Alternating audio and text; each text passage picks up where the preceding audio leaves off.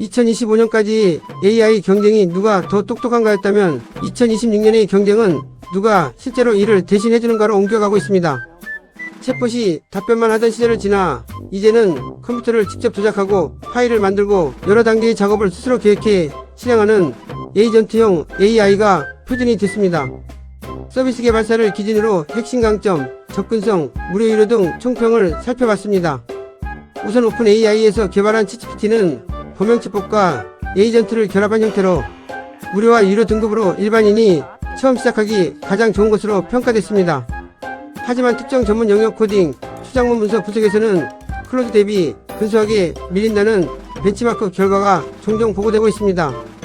구글에서 만든 제미나이 3.1%는 멀티모달 챗봇 에이전트로 멀티모달 형태입니다. 멀티모달이란 텍스트, 이미지, 오디오, 비디오 등 서로 다른 형태의 데이터를 동시에 함께 이해하고 처리하는 인공지능 기술입니다.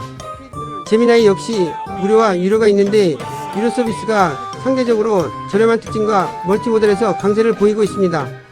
하지만 입력 토큰이 일정 구간 약 20만 토큰을 넘어가면 요금이 2배로 뛰는 구조가 있어 대용량 작업에서는 비용 계산이 필요합니다. 엔트로픽에서 만든 클로드는 코딩 및 긴 문서 작업에 유용한데 제한적 무료와 등급이 다양한 유료 서비스를 제공하고 개발자용 전문 작업이 특화됐으나 보수적인 답변 성향이 특징으로 알려졌습니다.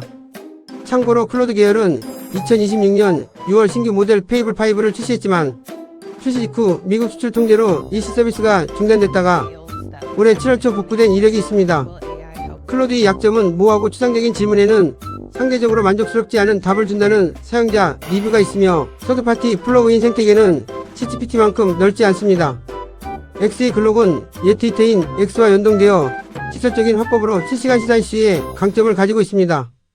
다만 웹 검색, X 검색, 코드 실행 같은 도구 사용마다 별도 요금이 붙는 구조여서 에이전트형 작업에는 비용 부담이 커질 수 있고 단계적 출시 방식 때문에 사용자가 실제로 어떤 버전의 모델을 쓰고 있는지 파악하기 어렵다는 투명성 문제도 지적되고 있습니다.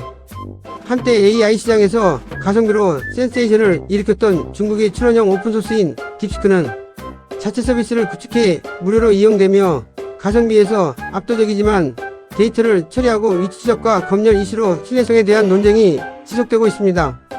또 하나의 중국계 싱가폴 기술인 마누스는 백그라운드 작업을 하는 완전 자율실행 리서치 앱 제작 자동화에 강점을 가지고 있으나 크레딧 소모형 가금으로 자율성은 높지만 단순 작업에서의 오류와 불안정성에 대한 보고가 다수 있는 것으로 알려졌습니다.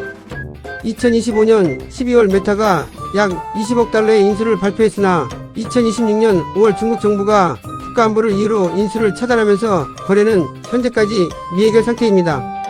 마이크로소프트의 코파일럿은 업무통합형 에이전트로 오피스 윈도우 생태계 통합해 기술 자체보다는 이미 회사에서 MS 오피스를 쓰고 있다면 별도 앱 설치 없이 업무 흐름 안에서 바로 쓸 수 있다는 접근성 자체가 가장 큰 강점으로 꼽힙니다.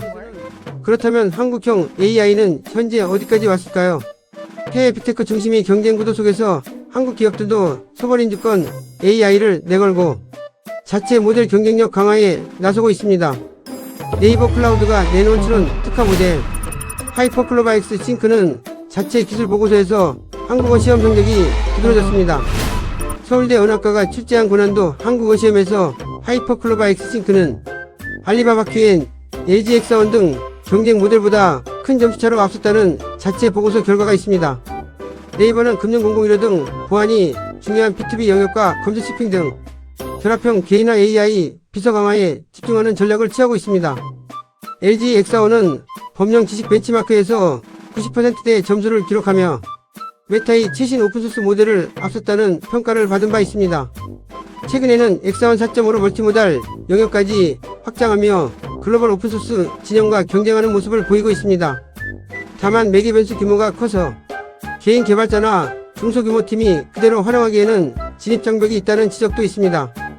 카카오는 거대 모델 규모 경쟁보다 카카오톡 기반의 일상 밀착형 AI 카나나에 집중하는 전략을 택했습니다. 대화 맥락을 읽고 개인화된 제안을 하는데 강점이 있으며 비용 효율적인 소형 언어 모델 활용이 핵심 전략입니다. 한국어 감정 인식 분야에서는 GPT-5보다 높은 성능을 기록했다는 평가도 있습니다. SK텔레콤은 자체 모델 개발보다 글로벌 통신사 연합과 인프라 경쟁력에 무게를 두고 있습니다. 매개 변수 약 5천억 개 규모의 초대형 모델을 구축했고 ADAS 서비스와 데이터 센터, AI 반도체를 잇는 수직 계열화를 추진 중에 있습니다. 이외에 솔트록스의 루시아처럼 특정 산업 공공금융 등에 특화된 국내 중소 AI 기업들의 모델도 소버린 AI 생태계의 한 축을 이루고 있습니다. 업계 평가를 종합하면 한국어 이해나 특정 감정문화 맥락 처리에서는 국내 모델들이 글로벌 최상위 모델과 대등하거나 앞서는 영역이 분명히 있습니다.